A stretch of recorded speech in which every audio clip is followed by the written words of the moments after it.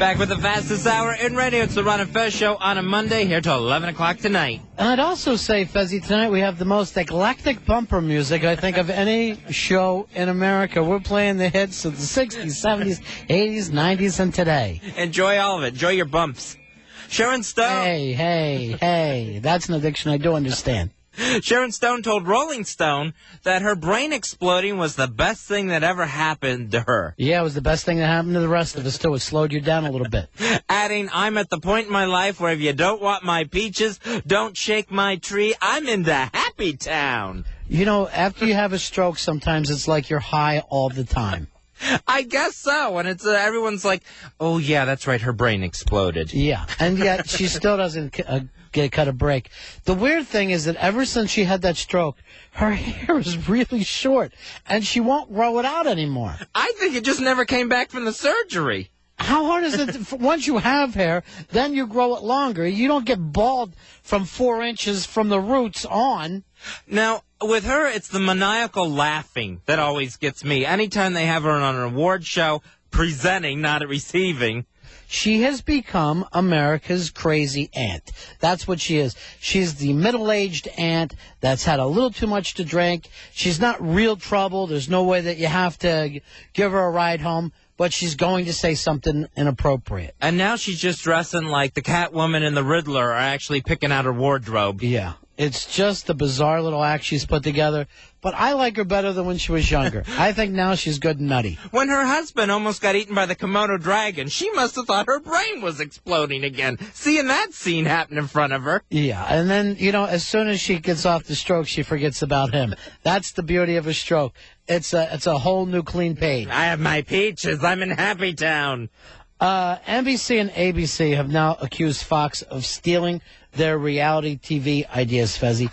Fez, which network is the best at reality TV? CBS is the app between Big Brother and Survivor, CBS. And now I think I'm into Amazing Race this season.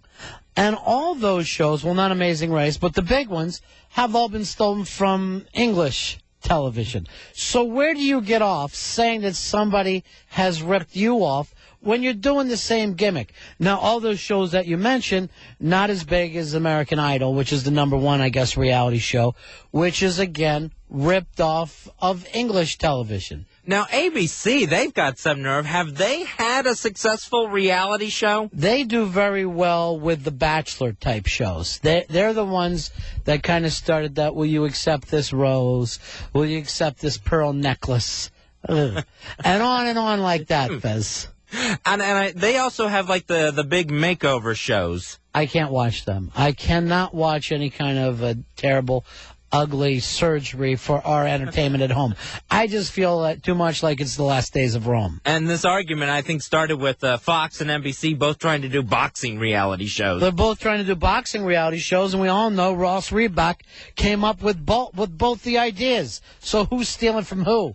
Or who's zooming who, as we used to say back in the 80s. I'm sure we'll play it as bumper music soon. The Sci-Fi Channel has apologized for trying to fool people with its fake M. Night Shyamalan documentary.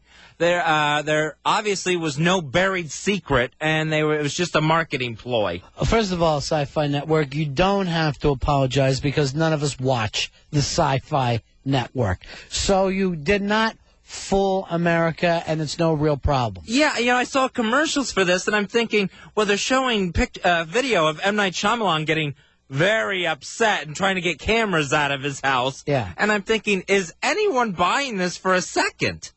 And they did it with Blair Witch Project, you know, so it was kind of a creative thing to try to plug this new movie, The Village. Yeah. I mean, Blair Witch Project actually worked. That's it. But you're not going to keep getting away with that gimmick time and time again. So NBC Universal just bought Sci-Fi Channel, and they're releasing the big statement like they're going to be sued or end up in front of Congress or something. We would never intentionally try to fool people. But M. Night Shyamalan was part of it, right? Yeah, he was in on the whole thing. Then that's called a TV show. I mean, we know that the friends don't really live there and go have coffee, but not everything has to be reality. You can actually have a script and make stuff up. I have no problem with that. All right, give me a hit or miss on this, Fezzy. The new M. Night Shyamalan movie. I think it's called The Village. Yeah, The Village. I'm going to say hit on this one. Yeah. Yeah, it's Joaquin Phoenix again, who's a big M. Night Shyamalan cast member. Yeah. And Jesse Eisenberg. More importantly, Jesse Eisenberg is going to be doing it. I'm going to go miss. I think this M. Night gets progressively worse as it comes along. And when I was watching it, the preview in the theater, people were yelling out, "Let me guess, everyone in the village is dead. Oh, let me guess, the monster in the village is us, modern times." People are already saying, stop having a weird twist at the end and make a real movie that grabs us, not the movie that you think you have been watching really isn't it. Villagers are unbreakable. Yeah, but I'm already excited to try to find out what's in those woods. You know, that the red paint all of a sudden shows up on the doors. I'll be there for the village. Sure you were. You're there for every summer blockbuster. Hey, by the way, you went and saw the new one over the weekend, which did some really good numbers. Yeah, iRobot, I think, brought in 50 million, 52 million. 52 million. Did you like it? I liked iRobot a lot. It's really close to Spider-Man as my favorite movie of the summer. So which one is? Spider-Man. Oh, no, you told me the other day that you liked iRobot better. I did? When you came over to my house for dinner, you said, I honestly like it better. And then me and my whole family, we were going to go out and see iRobot. And I'm going, Fez says it's better than Spider-Man. My son's like, he did not. And I go, yes, he did. And even though that's not a very good impression. And I go, all right. And just as we're leaving, we have the TV on. Roger Ebert called it the worst movie. And we all stopped in our tracks. And I go, I'm not going there. I'm not going to see it now. Roger Ebert said that the robots look like ants. And that's all I needed to hear, Fez. I was out of there. Well, they did look like ants, but they're marching. How scary is an army of robotic ants? Frightening. It's the same as seeing real ants. But you liked it a lot, huh? I loved iRobot. And I'm not even all that big of a Will Smith fan, where a lot of times I'll look at Will Smith and I'll go, oh, please. What about his music? You got to love that. Well, I love it in the summertime. Sure. Bryan Singer, the director of X-Men, is now being tapped to take over the Superman movie. Is this all this guy does is comic book movies? I think so, because he's doing what he does best, and he's doing it well, and I'm glad to see him taking over this thing. Well, actually, his first movie I thought was, at least the first movie I saw him do, was the Kaiser Sose get-together. That movie. The Usual Suspects. Which was like a really good movie. When I'm watching X-Men, I'm like, hey, I wish I was 13. Now, he said he would do this Superman movie if they film it in New York. So that's what we got to wait to see, Fezzi, whether it's done in New York. That was the big huff with the last director, McGee. Well, do you blame him? Where would you rather shoot, Sydney or New York? What looks like Metropolis to you?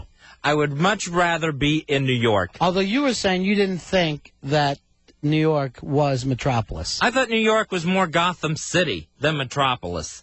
Where's Metropolis? Metropolis, I've always kind of just figured Minneapolis. Seriously? As a kid, I just always thought of it that way. No, you're not. I never thought Metropolis was East Coast. I thought it was more of like a Chicago. All right, if there was a real Superman, and he was this person who's going out and solving crimes, and everybody looks to him, where would you rather be working, Minneapolis or New York City? You would go to the Big Apple, Fez. No one ever would say, yeah, I understand he's taking care of things in Chicago, but he'd be afraid to come here. It'd be like being a ball player. You got to go to the Big Apple.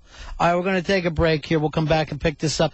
We're doing a live gig in a few weeks. That's right. It's going to be Thursday night, August 12th at Dave and Buster's in Bethesda, Maryland, for the second annual Ron and Fez pool party, where you can participate in our pool tournament. We'll let you know how to do that. But more importantly, Fez, you're going to be able to see a really great hypnotist working his craft. And there's no funnier show in the world than when the hypnotist is on.